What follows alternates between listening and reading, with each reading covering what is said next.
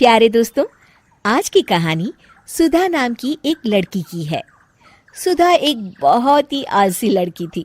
घर के काम करना तो दूर, वो एक गिलास पानी के लिए भी अपनी माँ पर निर्भर थी। अरे अब उठ भी जा नालायक, 10 बजे तक सोती रहती है। अरे कुछ तो घरेलू लड़कियों वाले लक्षण दिखा। सोने दो ना माँ, क्यों परेशान कर रही हो? अरे भाग्यवान, क्यों मेरी बिटिया को तंग कर रही हो? सोने भी दो इसे। लो, बाप बेटी दोनों एक जैसे हैं। देख लेना, आपकी ये लाडली ससुराल जाके हमारी नाक कटाएगी। मैं कहती हूँ अब भी वक्त है, अपनी ये आदतें सुधार ले, वरना ससुराल में तेरी सास कान खींच कर तुझे सीधा करेगी। वही तुझे सबक सिखाएगी। दुनिया में आज तक कोई ऐसी सास पैदा नहीं हुई माँ, जो सुधा चोपड़ा को सबक सिखा सके।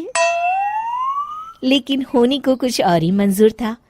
सुधा की शादी एक ऐसे घर में हो जाती है जहां उसकी सास एक रिटायर्ड पुलिस वाली थी। अब कहानी में मजा आएगा। हाँ माँ, यहाँ सब बहुत अच्छा है। मेरे ससुराल के लोग भी ना बहुत मिलनसार हैं। ठीक है माँ, मुझे नींद आ रही है, फोन रखती हूँ माँ। ठीक सुबह 5 बजे। अरे जल्दी उठो भाग्यवान, वरना कयामत आ जाएगी। हैं? अरे क्या हुआ? कौन सी कयामत आ जाएगी? अरे मेरी माँ आ जाएगी। तुम नहीं जानती, इस घर में सिर्फ मेरी माँ का हुक्म चलता है। सबको सुबह 5 बजे बिस्तर छोड़कर हॉल में पहुंचना ही पड़ता है। अरे अब इंसान क्या अपनी नींद भी पूरी नहीं करेगा? यहाँ मजाक चल रहा है क्या? तभी वहां सुधा की सास आ जाती है। अटेंशन! मजाक तो तू समझ रही है बाबू, ये मेरा घर है और यहाँ हर किसी को डिसिप्लिन में रहना होगा। अटेंशन! अरे माँ जी, लेकिन इतनी सुबह कौन उठता है? कौन होता है मतलब? हम सभी उठते हैं, रोज उठते हैं, और अब से तुझे भी उठना पड़ेगा। आखिर मैं पुलिस वाली जो ठहरी। अटेंशन! अरे माँ जी, लेकिन अब तो आप रिटायर हो गई हो ना। तो क्या हुआ? शेर कितना भी बूढ़ा हो जाए, शिकार करना नहीं छोड़ता। उसी तरह हम पुलिस वाले रिटायर होने के बाद भी अपने अनुशासन में ही जीवन जीते हैं। चलो अब बेकार की बहस बंद करो और उठकर हॉल में चलो। अभी आधा घंटा तुम सबकी परेड चलेगी। अटेंशन! अरे मैं कोई परेड नहीं करने वाली। सुधा की सास अपनी बहू का ये बर्ताव देख झल्ला उठती है। गौर से देख, तू कहां और किसके सामने खड़ी है? यहां बात सिर्फ एक बार समझाई जाती है, बस। अटेंशन! इतना कहकर सुधा की सास चली जाती है। अपनी सास का ये रूप देखकर सुधा घबरा जाती है और जल्दी से उठकर बाहर चली जाती है। उस दिन से सुधा की जिंदगी बदल जाती है। हाय, थक गई मैं तो। ये घर है या जेल? कितना काम करना पड़ता है। लाइए दीदी, 2 रोटियां और दीजिए, मुझे बड़ी भूख लगी है।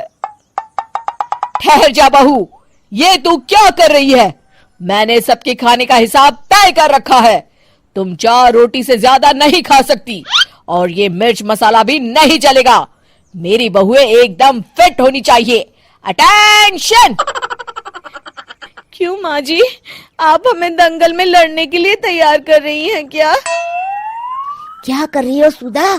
माँ जी को मजाक बिल्कुल पसंद नहीं है। चुप करके खाना खा लो, इसी में भलाई है। इस तरह धीरे धीरे सुधा अपने सास के रंग में पूरी तरह रंग जाती है, लेकिन इसका उल्टा ही असर पड़ता है।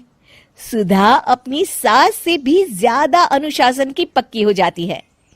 सुधा की सास तो सबको 5 बजे उठाती थी, लेकिन सुधा सबको 4 बजे ही उठा देती थी।